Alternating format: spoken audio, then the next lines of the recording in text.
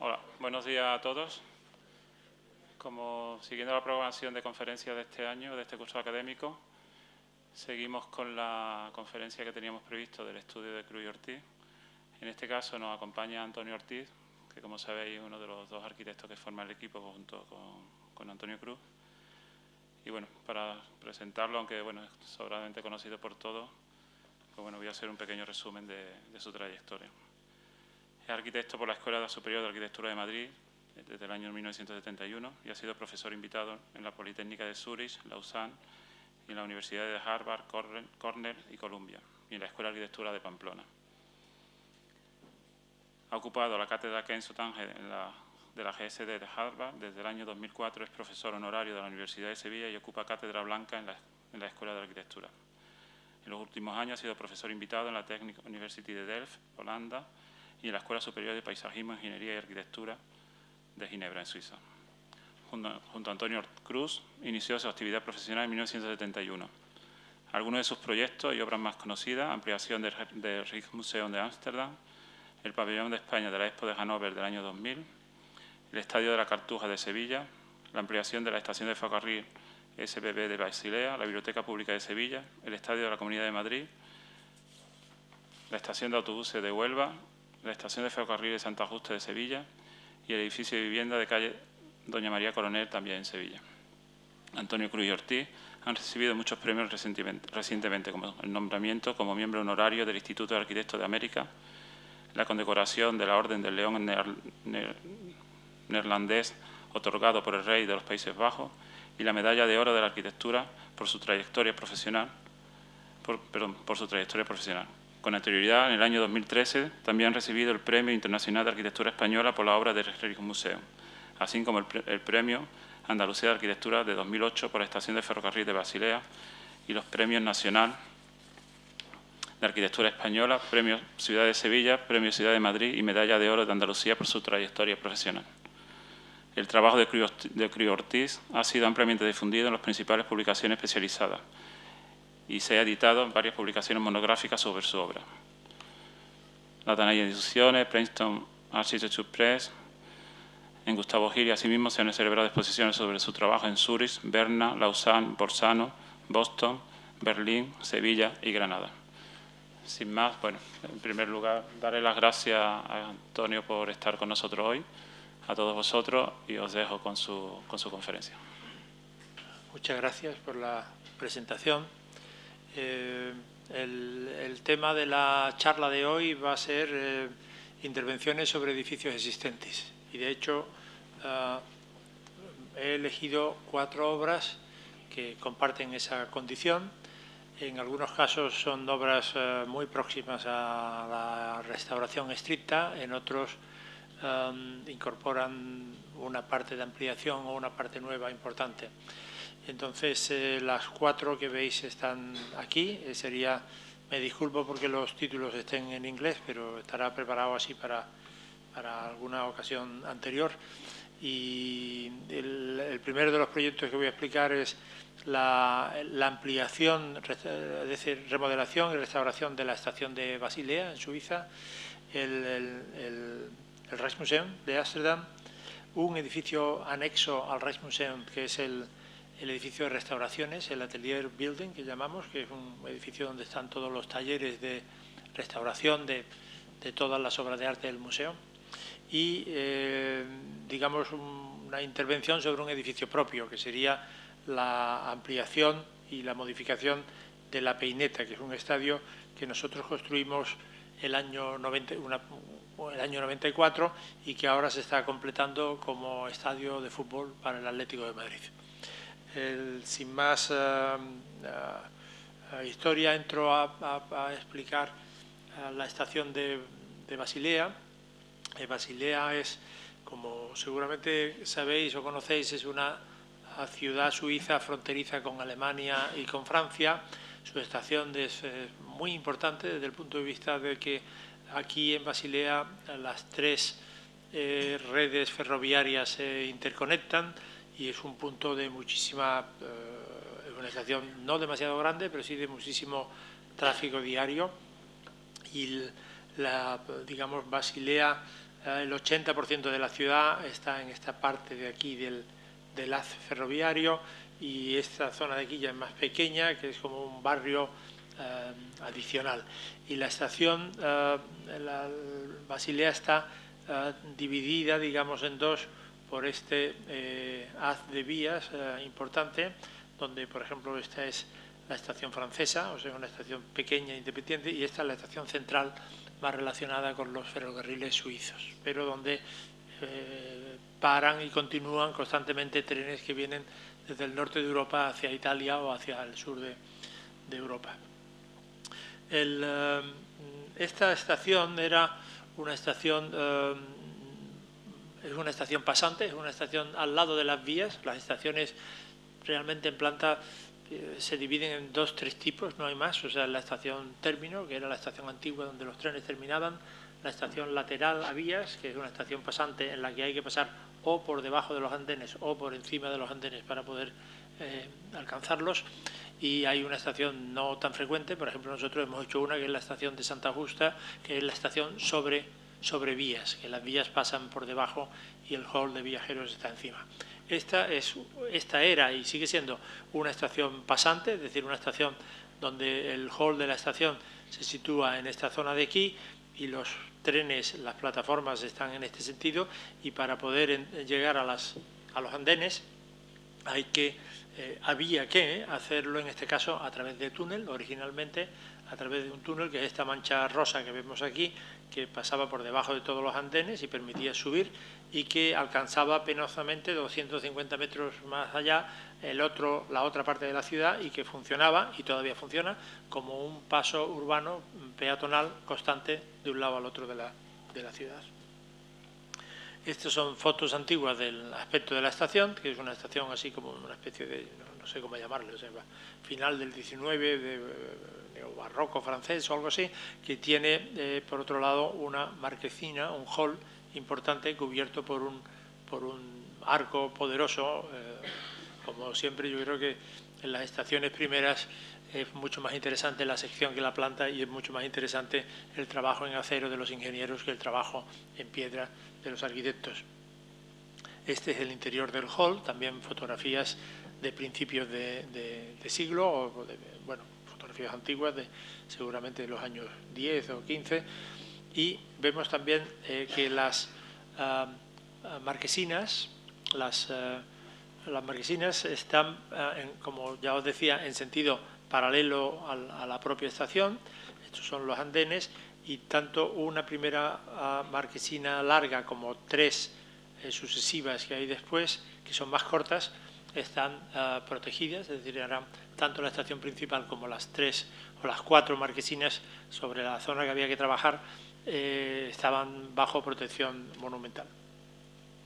Esta es la planta de nuestra propuesta. Lo que hacíamos era, en vez de usar ese penoso túnel, subir a los pasajeros a un nivel más alto desde el hall. Esto que vemos aquí es el hall.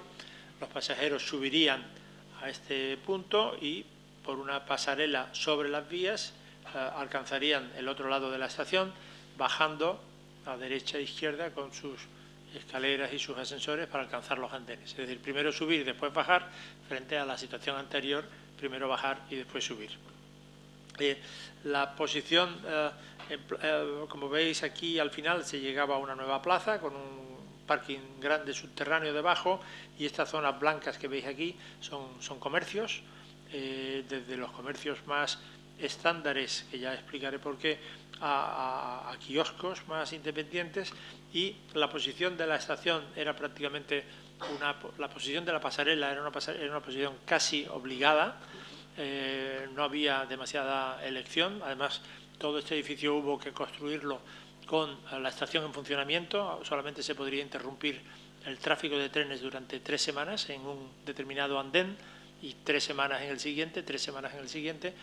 Y como veis, sin embargo, cuando la estación llega a este punto, aquí se produce una rampa, y con estas escaleras podríamos haber tenido suficiente, pero como veis, con esta rampa se acaba alcanzando la anchura que va entre los pilares de ese gran arco que os mostré antes en las fotos antiguas. volveremos sobre esto con un poco de más detalle, pero me interesa porque realmente todo esto es una obra nueva, digamos, y es en este punto de aquí donde se produce, y en el pasar bajo este andén, porque bajo esta marquesina, que os dije que era una marquesina larga, y conectarse con estas otras 3 marquesinas protegidas, donde estaría, digamos, la parte más de fricción entre lo existente y lo nuevo, que es seguramente el tema que más me interesa hoy desarrollar.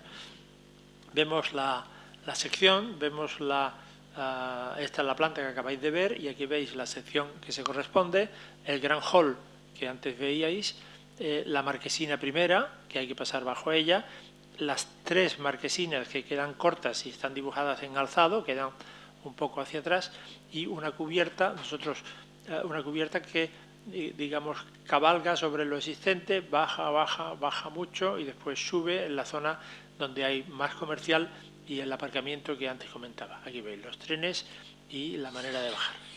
Es decir, nos interesaba mucho a nosotros esta sensación de secuencia, de esta sucesión de dinteles o esta sucesión de líneas en el sentido perpendicular a la marcha, que es algo que ya estaba en Santa Justa, en la estación de Sevilla, que supongo que doy por seguro que conocéis, y que es esa colocación de los espacios en el sentido perpendicular al movimiento del pasajero, y yo creo que eso, o pensamos que eso genera una sensación de secuencia y hace que los edificios genere una cierta expectación, digamos, en el usuario de la estación. Aquí vemos la misma sección de antes, pero vemos ahora la maqueta que se corresponde con ella. En madera estáis viendo lo que existe o lo que existía, y aquí la conexión del nuevo elemento con esa cubierta plegada que va acompañando al pasajero en su tránsito, y con estas zonas horizontales que se corresponden con las tiendas más normales que inevitablemente tienen que acompañar a este tipo de infraestructuras. Como ya explicaba, nuestra intención era disponer la estructura en un edificio muy longitudinal, pero disponernos en el sentido perpendicular a la marcha, y ya aquí se ven estos croquis la aparición de estos dinteles que me interesaban o que nos interesaban. Como antes decía, la estación, el haz de vías divide a Basilea en 2 partes. Entonces hay una serie de puentes que pasan sobre el ferrocarril, y en todos estos puentes que pasan sobre el ferrocarril uno puede ver la nueva estación al fondo. Entonces, digamos, la ambición por crear una silueta lo suficientemente significativa pues estaba clara, porque era la manera de hacer el edificio muy reconocible. En efecto, la fachada de la estación principal sigue siendo la tradicional que da a esta plaza, pero la estación se percibe muchas veces cada vez que alguien atraviesa andando en bicicleta o en coche por encima de estos puentes. Desde aquel lado o desde este aparece esta silueta que tanto nos interesaba acentuar. Aquí vemos la cubierta nueva yuxtapuesta o unida a la cubierta antigua. Otra imagen exactamente de lo mismo, las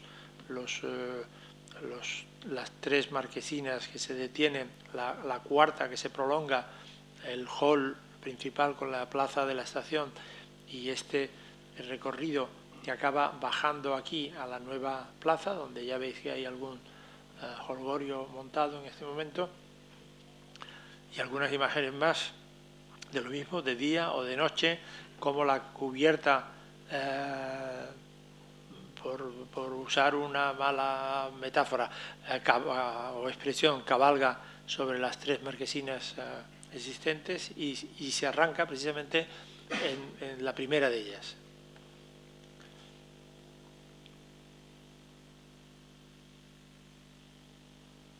Esto me interesa, es decir, esta es la fachada previa de la estación hacia los trenes, hacia la zona de andenes, ¿no?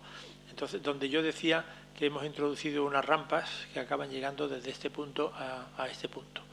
No era imprescindible su demolición, porque realmente, como veréis, las escaleras mecánicas ocupan aproximadamente el ancho de 2 huecos o 2 huecos y medio.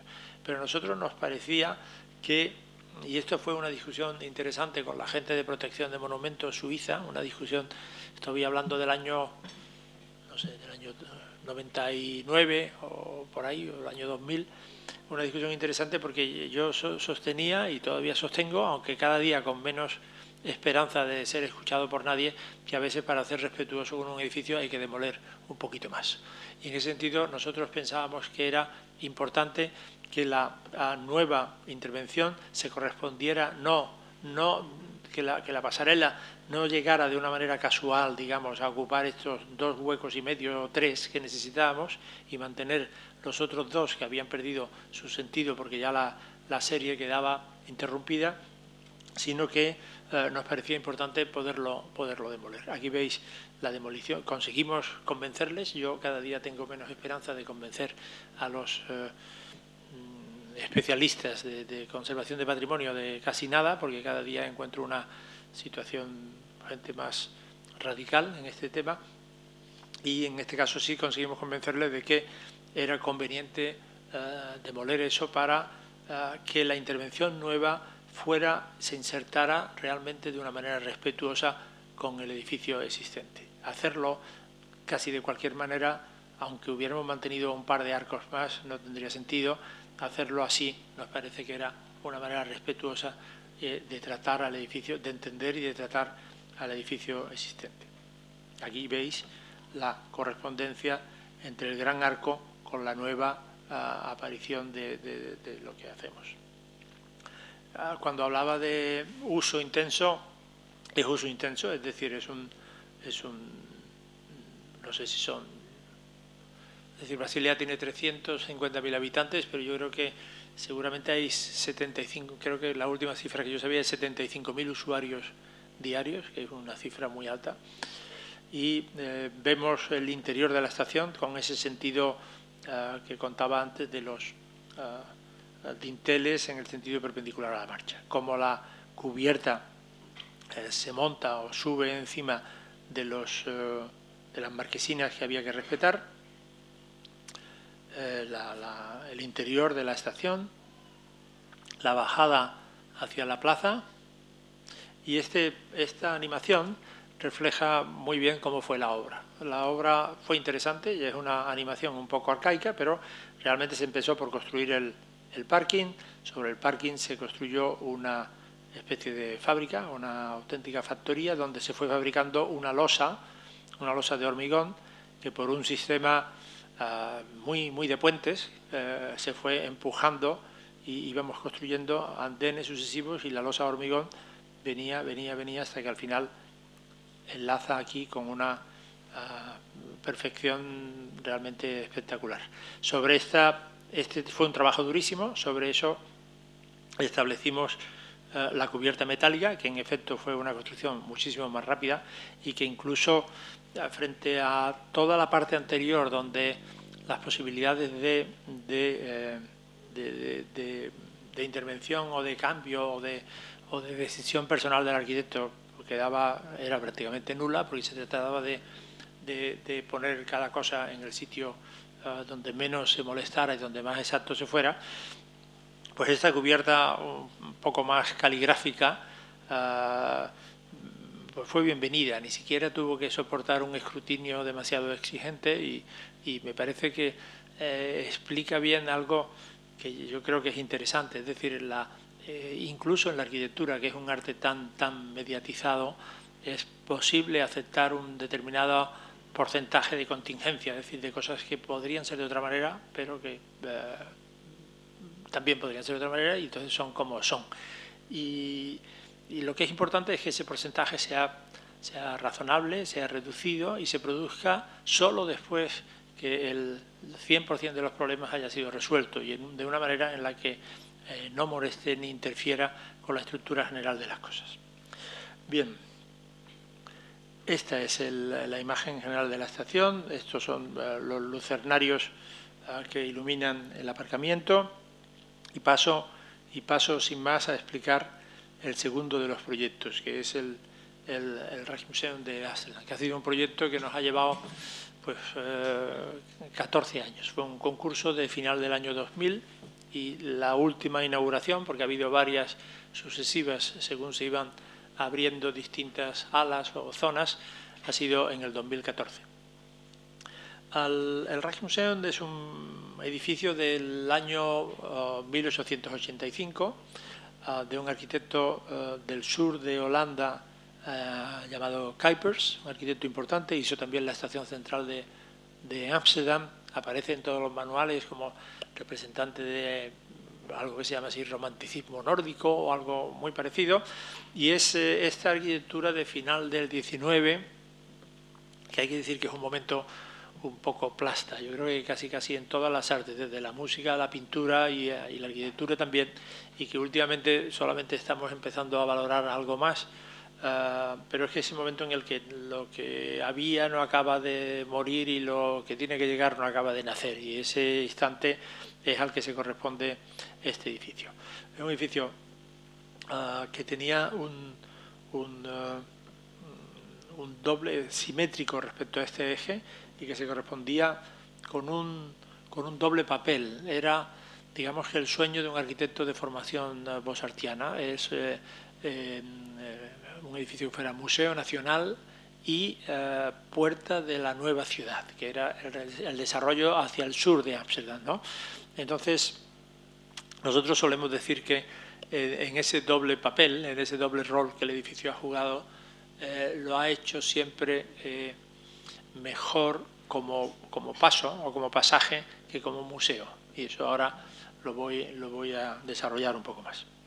El esquema inicial de Kuipers es este que veis, es decir, un edificio simétrico respecto a este eje y un paso que lo atraviesa y que está en el origen de este tridente y de esta organización de la zona sur de Ámsterdam, que seguramente habréis estudiado en buenos casos porque hay un plan de Verlaine, en fin, hay una serie de cosas importantes. Y el edificio, como decía, es simétrico respecto a este eje, no lo es respecto a este, porque Ámsterdam, la ciudad, estaba al norte. Entonces la fachada del edificio es mucho más importante. En este plano el sur está arriba y el norte está abajo. La apariencia del edificio es mucho más importante hacia la ciudad, hacia donde venían los visitantes, porque aquí no había nada, que hacia el sur, que era más pintoresco y más escaso. Aquí veis el tridente que está en el origen de toda la organización, y esto fue construido por otro arquitecto, un sobrino de Kuipers, y Kuipers murió poco después. Y yo siempre hago algo que seguramente es un chiste, pero que nunca he comprobado, pero estoy casi seguro que Kuipers murió muy poco después de que esto fuera construido, y estoy convencido que el disgusto que tuvo que provocarle a un arquitecto de su formación que le amputaran de tal manera su obra, algo tuvo que ver con este tipo. Esto al final se ha mantenido y es la zona de exposiciones temporales que veréis a lo largo de mi charla. Aquí se puede ver, en este dibujo podéis ver una cosa interesante. Es un dibujo doble, donde lo que hay a la derecha no es igual que lo que está dibujado a la izquierda, y donde podéis ver las dudas de un arquitecto del siglo XIX. Aquí, por ejemplo, Kuipers dibuja la entrada desde aquí con la escalera en esta posición. En este lado de aquí está dibujando la entrada por el patio, con entrada por aquí y la escalera en este punto.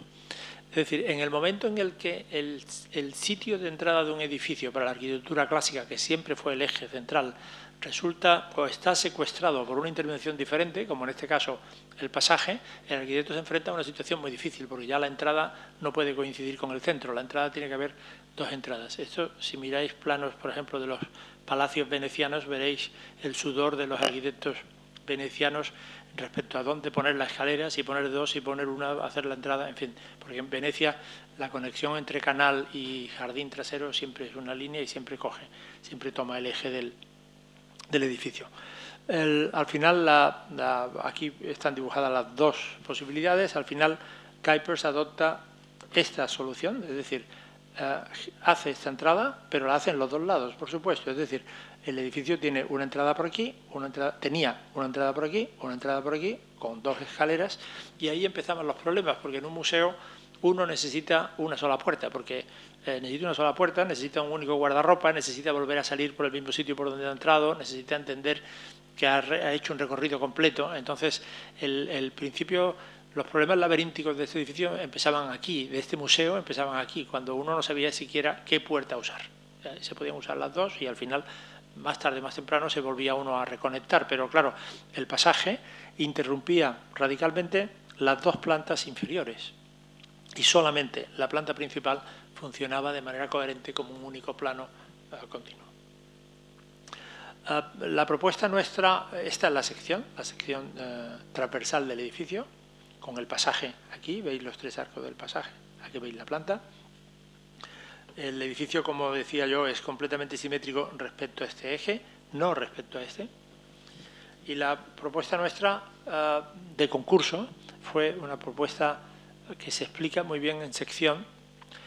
Esta es la sección este-oeste y lo que decíamos era vamos a pasar por debajo del pasaje y conectar ambos patios entre sí, haciendo un gesto en curva que además de resolver otros problemas nos venía muy bien para provocar la continuidad que estábamos buscando entre dos situaciones tan diversas como patio, pasaje, patio, o patio, bajo pasaje y patio, y poníamos unas escaleras aquí en el centro, que se explicaría en la otra sección sur-norte, es decir, tomar la zona central del pasaje, deprimirla y que los usuarios del museo, en vez de entrar desde el norte solo, pudieran entrar desde el norte y desde el sur.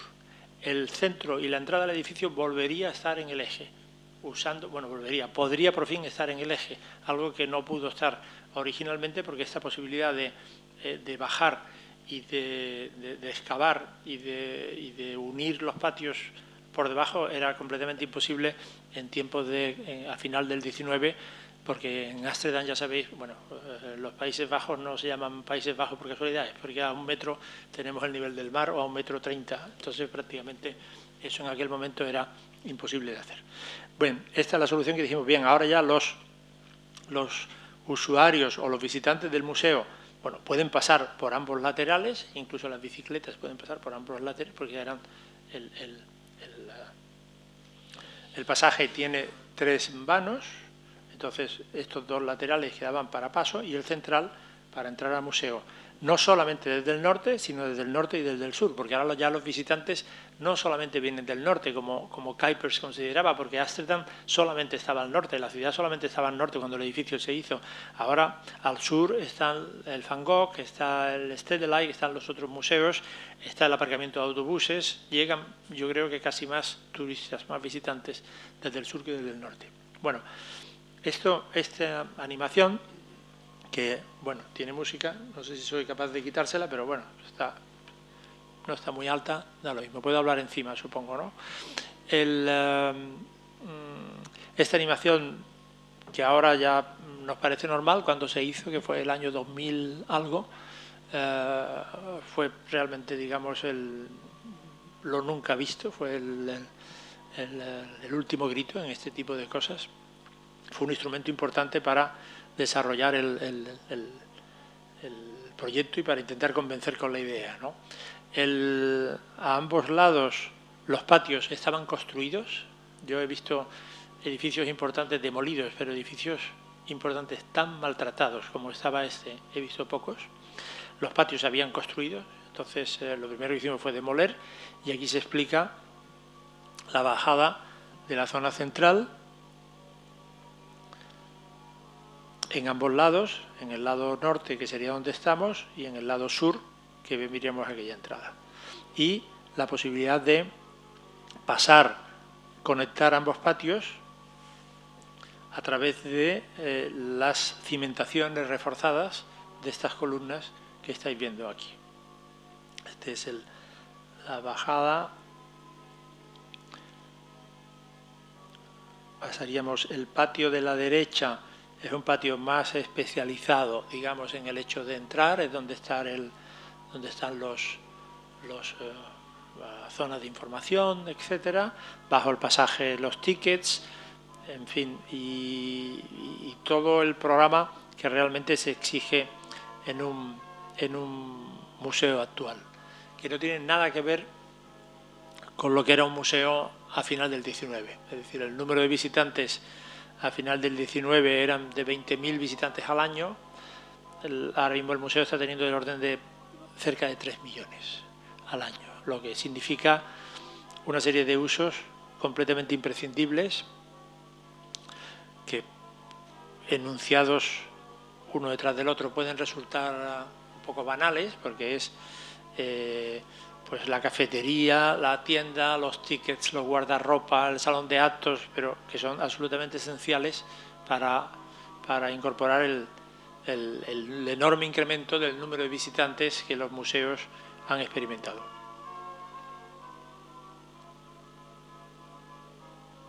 El concierto está a punto de terminar.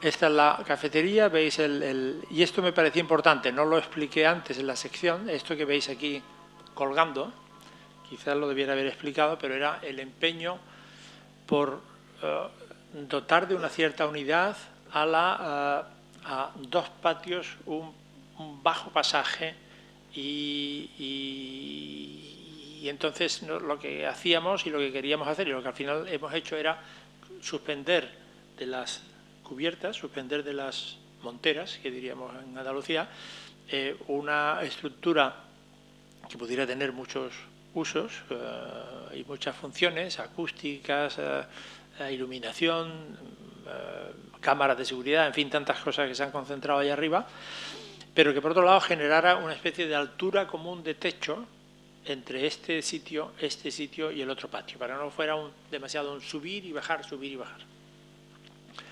Bien, todo iba muy bien, pero llegó un momento en que de pronto se organizó un movimiento ciudadano que se llamaba Salvemos el Pasaje, donde se recogían firmas, gente desnuda corriendo por allí, globos negros, en fin, lío tremendo. Y una campaña de firmas, Salvemos el Pasaje, yo decía, pero si se ha salvado, si no hay nada que salvar, bueno, Salvemos el Pasaje, que eran las asociaciones de ciclistas, ¿no? Yo entendí tarde. Y yo decía, pero bueno, ¿qué más da ir por los 2 laterales, ¿no? Y yo después he entendido que era cambiarle a los ciclistas sus recorridos en Ámsterdam es como cambiarle a una cofradía sus recorridos en Sevilla o aquí en Málaga, seguramente. ¿Qué más le da ir por la calle de al lado? Nada, sería imposible. Pues estuvimos 2 años y medio con la obra sin licencia, con una cierta... Nos dejaron hacer algo de cimentación, etcétera, pero... la licencia que tenía que darla un barrio de Ámsterdam, ni siquiera el ayuntamiento central, al final no la dieron y hubo que cambiar el proyecto y entonces todo eso que he explicado y que os he mostrado de esa bajada hubo que olvidarla porque los ciclistas tenían que seguir circulando por el centro. Es decir, si antes fuimos nosotros capaces de convencer a los conservacionistas de Basilea de que nos dejaran demoler un poco más de muro porque era mejor para el edificio, ¿no? Aquí ya me encontré, seguramente 10 años más tarde, ya me encontré con una actitud muy activista, muy militante, muy cerrada, muy imposible y yo diría casi un poco desagradable porque cuando uno habla con alguien que no piensa igual, pues se nota algo, ¿no? Pero cuando uno habla con un activista realmente ve que hay una barrera que es imposible convencer y entonces uno utiliza argumentos pero sabe que es en vano porque sabes que te ven como un enemigo. Bien, esto duró 2 años y medio, pero al final aquella escalera que en aquel croquis aparecía aquí desapareció y tuvimos que unir esto y ahora de nuevo en el pasaje hay que optar entre izquierda y derecha. Se entra por el pasaje, pero hay que de nuevo optar entre un lado y otro. Lo que sí es cierto es que cuando se baja se llega a un único lugar, con lo cual al menos eso se ha mejorado. En el otro edificio no se encontraba uno hasta muy tarde. Esto que veis aquí son lo que llamamos los chandeliers, los candelabros que han estado aquí desde el principio del proyecto y esto se ha mantenido. Bien, estos son los planos de demoliciones. Antes decía que el edificio había sido muy maltratado. Esto era un patio antes de la intervención, es decir, demolición, había sido construido, colmatado, en fin, terrible. Y estos son obras, fotos de obra que no me resisto a traer porque como nunca hemos hecho obras con los obreros en barca ni con buzos, pues me hace mucha ilusión hacerlo. Es decir, en el momento en que se excava, y aquí se ha excavado hasta 8 y 9 metros de profundidad, inmediatamente lo que uno encuentra no es el freático, como decimos aquí, es el nivel del mar directamente, ¿no? O el nivel del estuario del Rin o del Mosa, que se unen allí, ¿no? Bien. Esta es lo que se consigue cuando se van vaciando los patios y este, por ejemplo, es el momento en el que todo el edificio se mantiene en alto para poder conectar todas las cosas por debajo, ¿no? Todos son edificios sobre pilotes de madera y entonces había que cambiar unos pilotes por otros. En fin, una obra muy complicada en la que nosotros hemos sido fundamentalmente testigos privilegiados de las habilidades de los ingenieros holandeses, que seguramente son los mejores en este tipo de temas de construir bajo el agua, ¿no? El edificio, hay otro aspecto que me parece que es interesante. El edificio 1885, pensad en pintura, enseguida pensáis en modernismo, en simbolismo. Es decir, el edificio venía acompañado de todo un programa iconográfico de cuadros, de la virtud del trabajo, etcétera. Este tipo de historias que duró 2 días, porque claro, el edificio fue muy mal recibido en Ámsterdam, porque Ámsterdam era una ciudad calvinista y Kuipers era un arquitecto del sur de Holanda, católico, y que hizo este edificio que a los del norte les parecía una aberración, les parecía una catedral y no les gustaba. Y el edificio, en 15 años después de su inauguración, estaba ya completamente pintado de blanco, que es lo que encontramos. No digamos ya a lo largo del siglo XX. A lo largo del siglo XX todo arquitecto moderno ha considerado que esta arquitectura clasicizante o postclasicizante o como queramos llamarla, era el enemigo a batir, con lo cual el edificio fue maltratado hasta extremos increíbles. Como este asunto de las religiones, por fortuna, ya no es en Europa, ya no nos matamos por ellas ni ya es importante, pues nosotros propusimos y fue bien recibido el intentar recomponer o readaptar o recuperar toda la decoración anterior. Los cuadros los tenía el museo, los había guardado y todo volvió un poco a su sitio. Y hoy, esta imagen que veis no es del principio, esta imagen es de ahora. La rehabilitación que se ha hecho contribuye en buena medida a la sorpresa que la gente tiene al visitar el edificio, algo, no digamos los holandeses, que lo han mantenido cerrado durante 14 años y ahora lo vuelven a visitar y no tenían la menor idea de que este tipo de cosas estaban allí. Ni siquiera los patios, es decir, ellos ignoraban que hubieran patios en este edificio.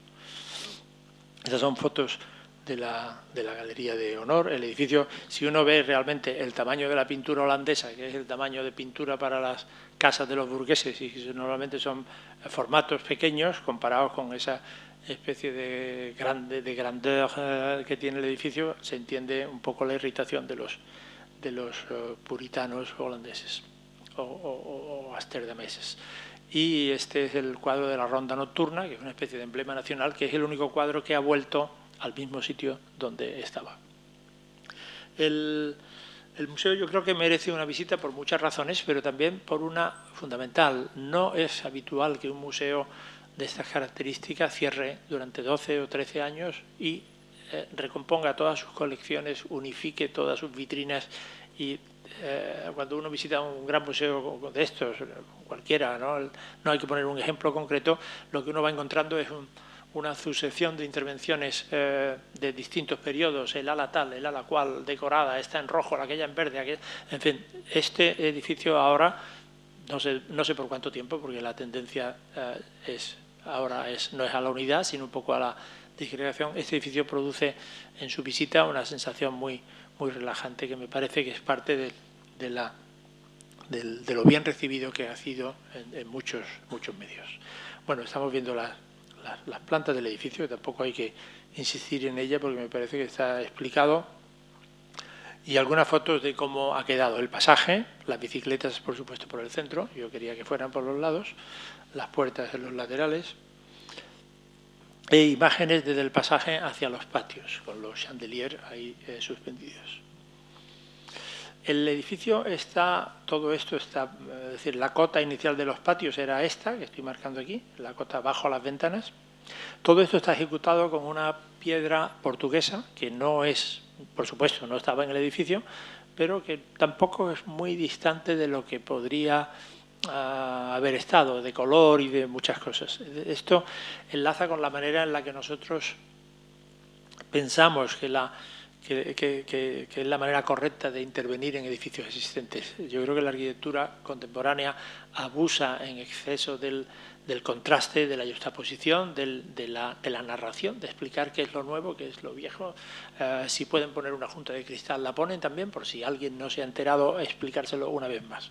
Yo creo que realmente lo adecuado, o la manera en que a nosotros nos gusta hacer las cosas, es que el edificio siga manteniendo una cierta naturalidad, que quien quiera prestar atención se dé cuenta de lo que es nuevo y de lo que es antiguo, pero que quien quiera visitar el edificio tranquilamente, como cualquier visitante, no tenga que ser abrumado por las explicaciones del arquitecto acerca de cuáles fueron sus preocupaciones o sus justaposiciones. Entonces, en ese aspecto, a nosotros nos gusta mucho pues conseguir este tipo de naturalidad, que ahora después volveré a explicar porque me parece que es un punto teórico seguramente importante. Bueno, vemos algunas imágenes muy parecidas a lo que ya veíais en aquella animación primera, digamos los arcos de entrada. Es decir, toda esta zona, todos estos patios son libres de tickets, es decir, funcionan como un sitio donde la gente de Ámsterdam va a la tienda o se toma un café o va a la cafetería a comer, y solamente a partir en el momento en que uno quiere pasar a través de este arco es el momento en el que tiene que demostrar que tiene una tarjeta. Entonces funciona bien como una especie de... Esto no todos los días son de sol en Ámsterdam, pero cuando lo son realmente se producen estos fenómenos que ellos llaman muy mediterráneos y nos agradecen mucho, y yo no les voy a contradecir en absoluto. Es decir, este es un patio, vemos ahora sí el paso bajo el pasaje, que algo tiene de estación de metro. Este es el punto que yo creía que se podría haber hecho mucho mejor, pero bueno, al final estamos muy contentos, muy satisfechos del resultado final, y nadie debe entender como una queja lo que he explicado hasta ahora. Este es el segundo patio con la cafetería y las tiendas aquí abajo.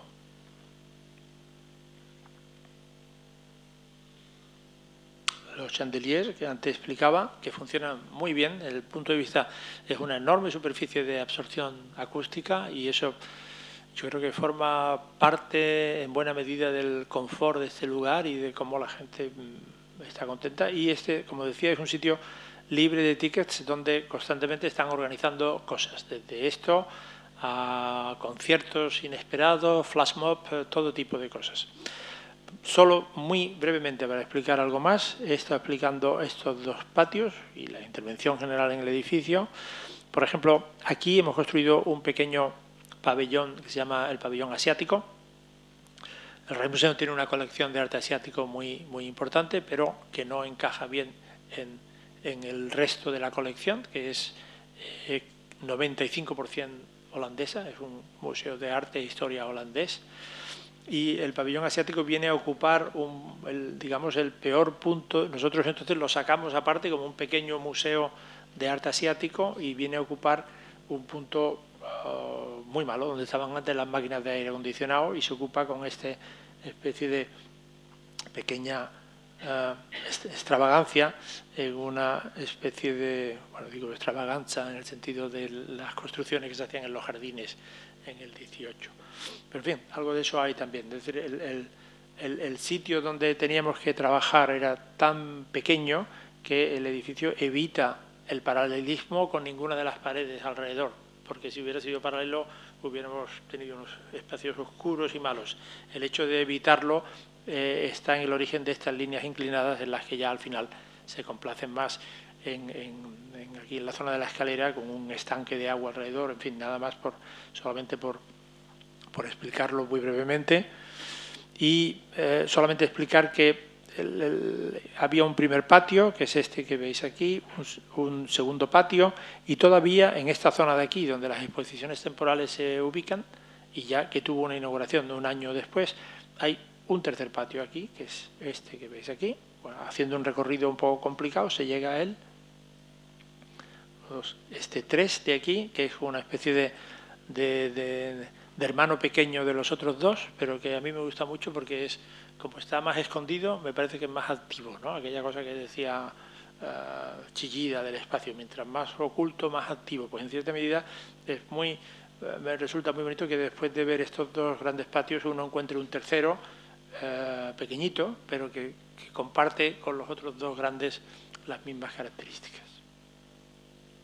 Que son 2 o 3 imágenes que tengo que decir. La misma piedra, los mismos materiales, el mismo chandelier y la misma juxtaposición con la fachada existente de uno de los edificios que hay alrededor. Bien, este es el Rijks. El siguiente proyecto más breve y más pequeño que voy a explicar es este, que es el Atelier Building, que es también parte del Rijksmuseum. Es esta zona de aquí. Es una villa, lo que llamamos la villa, que estaba en este punto, y hemos venido a ocupar el interior de una manzana dividida que ya está ocupada por una serie de intervenciones de tamaño pequeño. Esta es la villa, esto es una piscina, esto era una zona más dudosa del edificio. Realmente le llamamos la villa, pero no era una villa, era un centro de seguridad en el trabajo, seguramente pionero en este periodo y del mismo arquitecto que hizo el resto. Se demolió toda esta parte de atrás se demolió y se construyó aquí un edificio. Aquí vemos, esto es lo que llamamos la villa, y se construyó aquí este edificio con 2 sótanos, con todos los talleres de restauración del edificio, desde pintura a marcos, papel, alfombras, en fin. Estos museos tienen un poco de todo, cada taller tenía sus requerimientos específicos. Lo que me interesa es un poco, lo que me interesa subrayar es la manera de afrontar la restauración, es decir, este es el edificio existente y este es el edificio que se une detrás, usando un ladrillo muy parecido, realmente mezclando los dos edificios entre sí hasta un extremo que uno no se da muy bien cuenta de en qué momento va a pasar de la parte más nueva a la parte más antigua. Y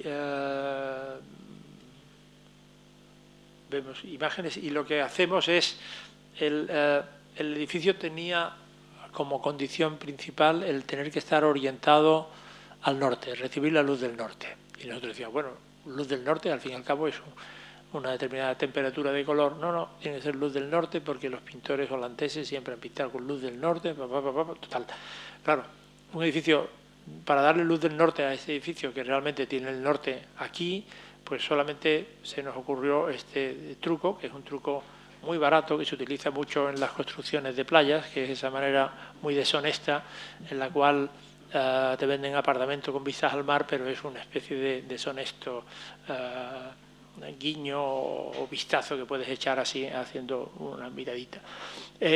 Lo único que hicimos fue unir las 3 plantas con unos marcos. Por supuesto la de arriba recibe la luz también a través de estos dientes de sierra, unir las 3 plantas con unos marcos de aluminio poderosos que le dan al edificio una cierta verticalidad o algo un poco gotizante, que también viene en una ciudad tan así como Ámsterdam, sin duda es. Algunas imágenes más de este tipo de cosas, sobre todo esa manera, la cubierta que va en zinc, continúa y acaba formando la fachada sur del edificio, que es donde está la carga y la descarga. Esto es como si fuera un museo en términos de seguridad, es un museo porque lo que hay dentro son las piezas más importantes. Y esta es la juxtaposición entre el edificio de la villa, el edificio inicial, y el punto de máxima seguridad donde ya se puede pasar a los talleres. Se ve aquí como los dos edificios, la parte nueva se acaba uniendo con la parte existente. Las imágenes interiores, es un edificio que realmente hemos hecho un interior muy pulcro, muy acabado, y es seguramente el edificio que hemos hecho donde el uso lo ha mejorado más, porque los arquitectos estamos un poco habituados que cuando los edificios se empiezan a usar, sobre todo en España, ¿no?, se maltratan un poco, nadie toma muy en serio nuestros esfuerzos de arquitectos a veces, ¿no? Entonces, en ese edificio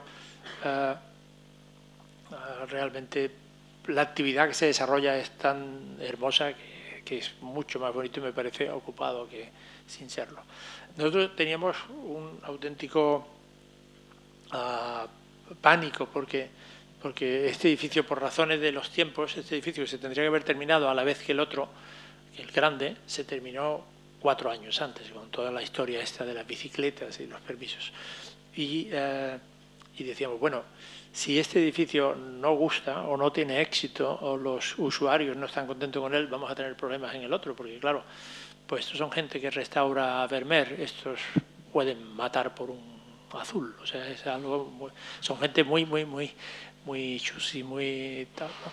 Y sin embargo recibimos una respuesta entusiasta, es decir, estaban encantados. Yo no me han dado tanto las gracias en mi vida de arquitecto jamás. Bueno, es que realmente nunca me ha dado nadie las gracias, o sea que es la primera vez en la que yo he recibido ese tipo de compensaciones, y de hecho en el edificio principal, en el edificio antiguo, ¿no?, en lo que llamamos la villa, no hay una cantina donde come todo el personal del museo, y yo suelo ir a comer allí cuando voy porque siempre hay alguien que va y me dice algo positivo, y entonces es algo que no puedo resistir. Aquí en España yo creo que está todo el mundo deseoso que el arquitecto se vaya ya a este pesado y nos deje ocupar el edificio a nuestra manera y entonces en ese aspecto estoy muy agradecido a la manera de ser holandesa, que por un lado es extraordinariamente exigente, pero por otro lado muy amable, muy agradecida y muy generosa en ese aspecto.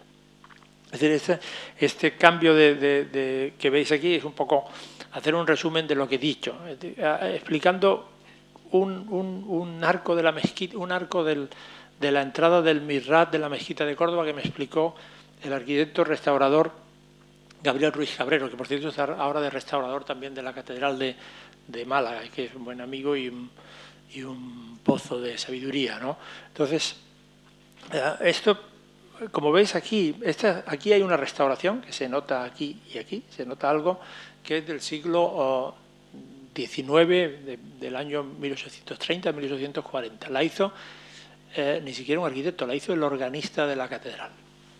Entonces, las dovelas antiguas son estas que veis aquí, que se hacían con mosaicos bizantinos. Bien, estas faltaban. ¿Qué hubiera hecho un restaurador actual o incluso un arquitecto actual si hacemos la traslación a cómo se comportan los arquitectos? Pues seguramente esto lo hubiéramos pintado o se hubiera quedado en mortero, o se hubiera pintado de algún color que hiciera realmente evidente la diferencia. ¿Qué se hizo en ese momento? Bueno, pues se utilizaron unas teselas pequeñitas, pero que eran de vidrio con cristal por detrás, porque no se disponía del mismo material que tenían los árabes, ¿no? Y después ni siquiera se reprodujeron estos modelos, sino que se reprodujeron estos motivos, que como veis son motivos ya románticos, motivos que no son simétricos, es decir, motivos contemporáneos del XIX. Pero realmente el que quiere verlo así, el que entiende todo esto, es decir, el conocedor que entiende todo esto, o al que se le explica todo esto, lo comprende y lo entiende y no pasa nada. Pero lo malo es cuando se le quiere abrumar con la explicación de lo que es nuevo y de lo que es viejo. Entonces, es importante que en estos temas de intervenciones sobre edificios los arquitectos seamos capaces de no explicar demasiado lo que hacemos, de intentar que el edificio alcance su punto de confort. El que quiera saber más, que lo pueda ver; el que no quiera saber gran cosa, le dejamos en paz. Por ejemplo, una historia que ya es incluso divertida: en este friso de aquí faltaban estas zonas, y entonces este señor pues las completó, pero como no sabía árabe, pues cogió el trozo de dibujo geométrico que más le gustaba y lo fue reproduciendo aquí. Con lo cual, quien lea árabe o árabe antiguo y tal, pues cuando llegue aquí empezará a tartamudear y repetirá la misma sílaba sucesivamente. Pero bueno, está bien saberlo, pero no es imprescindible y no tenemos por qué contar más de eso. Pues algo de eso me gustaría pensar que en el Rijksmuseum o en el Atelier Building o en estos edificios que he explicado es un poco nuestra actitud. Lo nuevo es lo nuevo y no hay por qué ocultarlo, pero tampoco tiene que hacerse, no tiene uno que buscar la ayuda para su propio trabajo en el contraste, en el abuso del contraste entre lo nuevo y lo viejo. Eso sería un mecanismo que yo encuentro relativamente barato. Solamente terminar con el Estadio del Atlético de Madrid, que es la ampliación de un edificio, pero que en este caso es nuestro, con lo cual voy a ir muy deprisa y no voy a entrar en tanto detalle. Pero realmente tengo que decir que ampliar un edificio que ha hecho uno es difícil, porque no sabe hasta qué punto se debe tomar uno a sí mismo en serio, qué valor tiene esto, no lo tendrá, lo demuelo, empiezo otra vez, qué más da, ya está registrado, ya hay fotos, ¿para qué lo quiero? En fin, que las dudas fueron muchas. Este edificio se terminó en el año 94 y realmente lo terminamos como primera fase de un estadio, que ahora realmente se completa. El edificio lo que hacíamos era situar los 20.000 espectadores que nos pedían todos en un mismo lado, que es esta zona de aquí, que ha tenido el sobrenombre de la Peineta durante muchos años y todavía se le sigue llamando. Los del Atlético de Madrid están muy enfadados porque no quieren que se llame la Peineta, quieren que se llame de otra manera, por la cual pagarán muchísimo dinero a alguna marca comercial, pero por ahora la gente de Madrid a eso le sigue llamando la Peineta. Y fue un proyecto, no me gusta explicar croquis, pero sí que en este caso tengo que decir que de los primeros croquis a la maqueta, a la construcción y al edificio terminado hubo una continuidad que me parece interesante resaltar. En otros casos no es así. En otros casos los arquitectos abusan de mostrar, digamos, pruebas de su propia saliva o como si fuera como si ese momento seminal estuviera siempre presente. En algunas obras sí, en otras no se puede, se disfigura. El proceso de trabajo en la arquitectura tiene muchas más idas y vueltas de los que puede tener cualquier otra actividad artística más directamente. Un pintor con su lienzo hace lo que quiere y nadie le interfiere. Bien, este estadio había que ampliarlo antes o después. Durante mucho tiempo estuvimos pensando cómo se podría ampliar y hoy se está ampliando. Esto, ¿el sonido lo sabes quitar? Sí. Aquí lo quito. Fuera. Vale. Este es el primer proyecto de ampliación que hicimos, que lo hicimos para Madrid 2012 o Madrid 2016. Sabéis que Madrid intentó en 2 o 3 ocasiones tener una Olimpiada y nunca lo consiguió. Y este iba a ser el Estadio Olímpico, que es importante que fuera un estadio de atletismo que después se pudiera convertir en fútbol, porque las autoridades olímpicas no quieren que los estadios de atletismo queden como un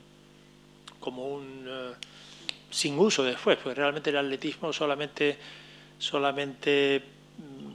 reúne a grandes aforos cuando, bueno, no estoy explicando otras cosas, pero bueno, un poco más de trabajo sí que está costando, pero la cubierta se está haciendo algo parecido a esto. Aquí veis la ampliación y veis cómo el estadio tenía que tener previsto el pasar de atletismo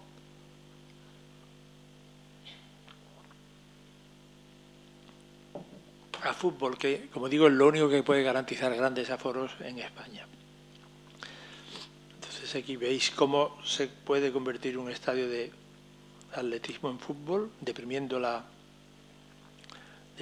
pista y acercando a los espectadores al terreno de juego del fútbol, que es mucho más pequeño, sobre todo detrás de las porterías, sobre todo en los dos extremos.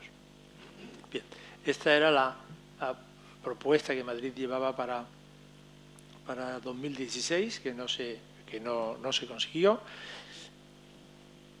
Y finalmente, bueno, lo lamento, ya ha quedado un poco anticuado esto, pero bueno, era lo que en aquel momento era oportuno hacer. Y lo que ocurre es que Madrid ya no se va a presentar a más Olimpiadas, a conseguir más Olimpiadas, por lo menos por ahora, pero sí que se está construyendo el estadio del Atlético de Madrid. Es decir, el procedimiento es el inverso. Se va a hacer un estadio de fútbol que algún día quizás pudiera ser adaptado a estadio de atletismo. Entonces, el proyecto está en marcha, es decir, esta imagen es el graderío que ampliamos y esta es la cubierta, mitad de la cubierta y la cubierta completa, la imagen del graderío con su cubierta. Esta es una cubierta o es un tipo de cubierta que ya utilizamos en un estadio en Sevilla, le llaman de una manera un poco tonta de decirlo, pero en fin, rueda de bicicleta, es decir, hay un anillo de compresiones exterior y un anillo de tracciones interior. Y todos los radios van garantizando el que el anillo de tracción, el anillo central, se levante. O sea, en principio se construye un anillo de compresiones en el perímetro exterior, después vienen los cables, todos esos cables se conectan aquí abajo y cuando esto empieza a tensarse, obliga a los cables laterales a irse subiendo. La ventaja de esta cubierta es que no transmite momentos, es una cubierta que solamente transmite compresiones. Aquí veis una pequeña animación de lo complicado en que se ha convertido un estadio, es decir, un estadio antes era un graderío y un campo, ahora es VIPs de primera, VIPs de segunda, prensa, deportistas, bueno, es una pesadilla, zonas VIPs de 50.000 maneras, aparcamientos, se ha complejizado muchísimo. A mí, del primer estadio yo decía, terminada la estructura, terminado el edificio. En este caso ya los estadios exigen, o los grandes estadios exigen en general ser usados por muy distintos agentes, aparte que las cuestiones de seguridad y de evacuación cada día exigen más metros cuadrados, y aquí vais viendo poco a poco cómo se ha conformado este proyecto, los accesos, la peineta que la hemos quitado para que vierais la intervención, pero se sigue ampliando, planta de palcos, el graderío de palcos, cabinas de prensa, graderío alto, con escaleras de acceso independientes del exterior. Es un organismo complicado. Cuando los graderíos están terminados, como este es el caso, vemos la cubierta que llega, simplemente se deposita, es decir, en cierta manera es cierto que no se va a producir momentos sobre lo de abajo, con lo cual esa manera de explicar cómo se deposita no está mal del todo. Algunas imágenes externas del estadio.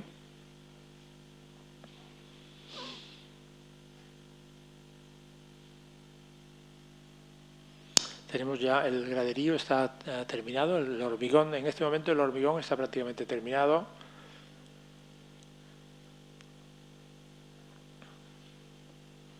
La transformación temporal a estadio de atletismo, sí que algún día hay que hacerla, con pérdida del número de espectadores, evidentemente. Fútbol.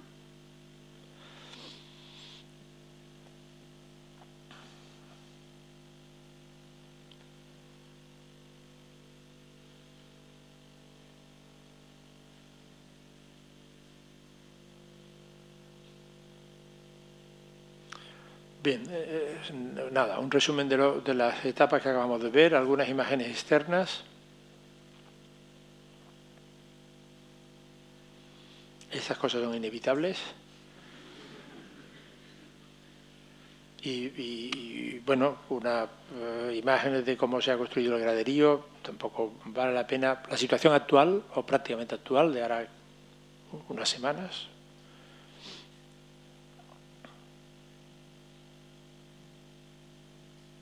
Y yo creo que nada más. Esto es todo. Muchísimas gracias. Aprecio.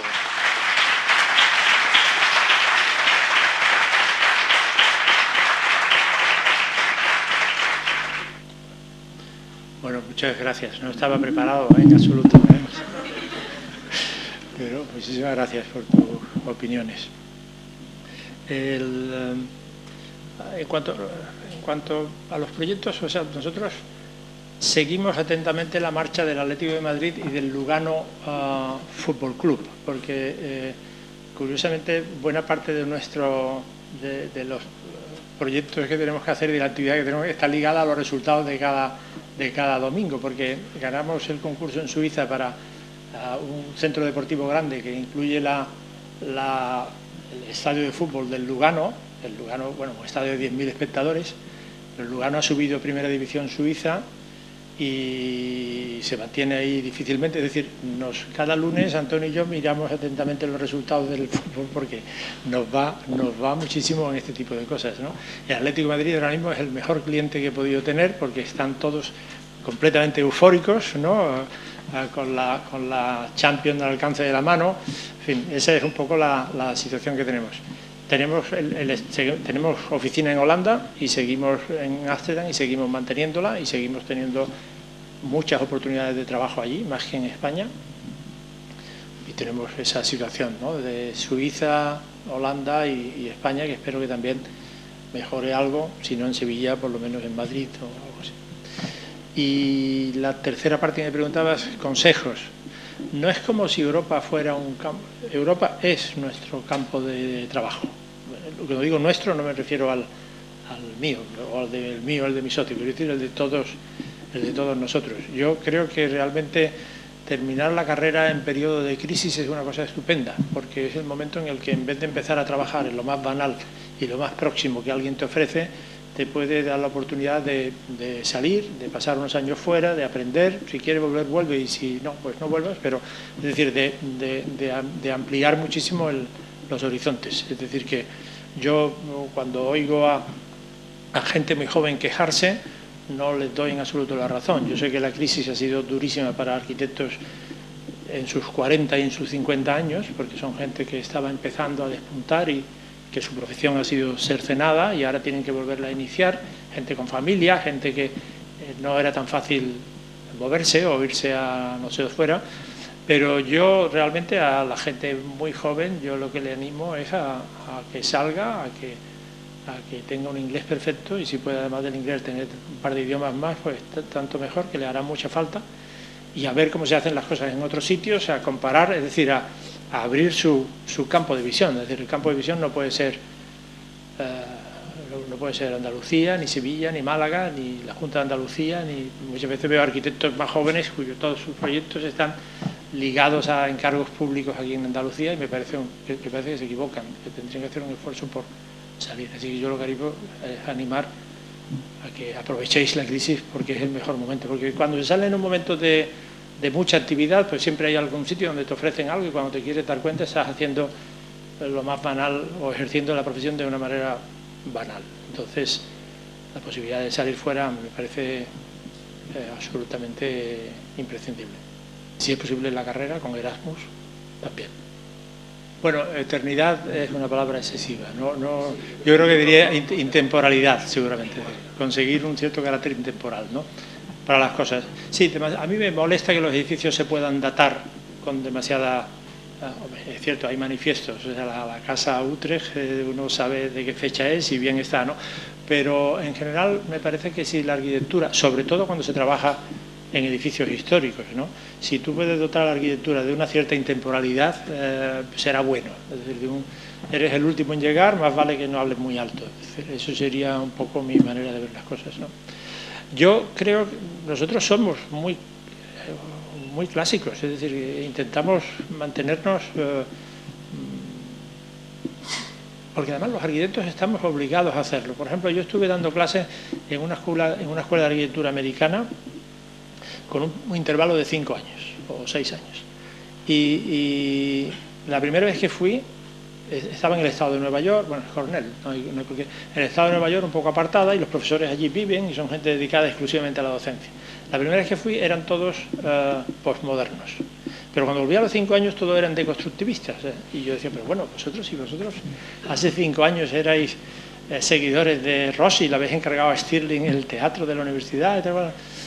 Bueno, es que las cosas han cambiado. Pero cuando uno es arquitecto, y estos no tienen obra alguna, pero cuando uno es arquitecto y tiene una obra detrás, pues no te puedes cambiar de chaqueta tan deprisa. Es decir, tienes que buscar que tu vida y tu obra tengan una cierta coherencia y una cierta honestidad entre la manera de pensar y tal. Entonces, eso te lleva a ser un poco moderado. Yo la situación actual, ¿cómo la veo? Bueno, pues veo que los problemas de visibilidad son tremendos, es decir, que cualquier arquitecto que quiera hoy alcanzar una cierta mínimo grado de visibilidad tiene que hacer un poco todo, tiene que hacer seguramente demasiadas cosas o demasiadas pocas, y como siempre yo diría, estamos entre la anorexia y la bulimia, es decir, o el exceso o la sequedad máxima absoluta, que también es un exceso, ¿no? Entonces, a mí me gustaría pensar que hay una línea central más ancha y donde uno se puede insertar sin necesidad de andar moviéndose a los extremos, de la máxima sequedad suiza en blanco y negro que todos podemos imaginar a las curvas más enloquecidas que puede haber por otro sitio. Entonces, a la arquitectura más paramétrica. Yo creo que nosotros hemos elegido este camino y yo aconsejo a quien pueda que lo intente llevar, pero en fin, cada uno puede hacerlo como quiera, eso por supuesto. Es, bueno, ¿Metal? No, es una membrana, es un teflón. Es un teflón. O sea, es acero y teflón. Sí, bueno, yo no sé muy bien lo que es el teflón. Podría ser PVC, sé que se podría hacer en PVC y en teflón. Y sé que el PVC está mucho peor considerado en términos medioambientales, el teflón mucho mejor, y entonces es mucho más caro también, y en este caso en concreto es de teflón. Pero las hemos hecho de PVC, la hicimos en el estadio que hicimos en Sevilla, se hizo en PVC porque no había presupuesto, y al final, al principio de la obra, todo el mundo es muy medioambiental y dice que teflón, pero cuando va faltando el dinero, la economía pesa, pues se suele mover al PVC. En este caso, creo que es teflón, que sigue siendo teflón. Lo que me interesa de esas cubiertas es que son cubiertas donde, si hemos hecho una mínima aportación, donde no aparecen elementos, no hay elementos secundarios, es decir, para el anillo de compresiones, el anillo de tracciones, están los cables y la tela va siempre de cable a cable y están siempre sometidas, de tal manera que siempre están sometidas a doble curvatura, con lo cual no hace falta ninguna estructura adicional secundaria, es estructura principal y membrana. Si vemos, por ejemplo, el Estadio Olímpico de Roma, o vemos el estadio de Stuttgart, o vemos que las estructuras secundarias tienen una apariencia formal tremenda. Aquí algún amigo me preguntó una vez, oye, ¿es de hormigón? Digo, ¿cómo va a ser de hormigón eso? Es imposible. O sea, pero sí, son superficies que no existen esas otras pequeñas cerchas o pequeños tensores o pequeños cables tal que me parece que ensucian mucho la estructura. Y ahí hemos hecho un esfuerzo porque en el fondo no nos sentíamos demasiado cómodos trabajando sobre ellas. Entonces, al menos las hemos intentado hacer lo más esenciales posible. ¿El estadio? Sí, por eso. No. ¿Por esa tela? No, yo creo que no. Vamos, el de Sevilla está hecho así y nadie se ha quejado del calor. Y hay muchos, ¿eh? O sea,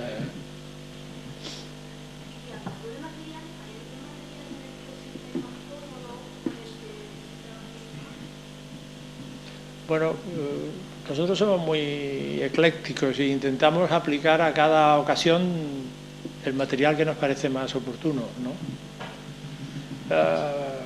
Me siento más cómodo con el hormigón que con el acero porque me exige una precisión menor, pero y eso he usado el adjetivo concreto, me siento más cómodo, no porque me exige menos definición, ¿no?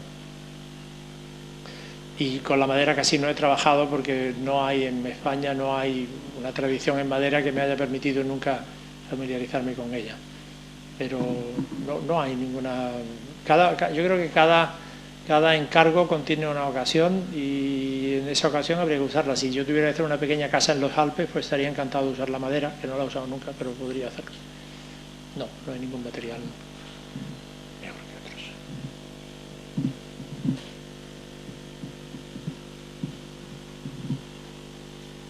¿Vale? Nada, muchas gracias.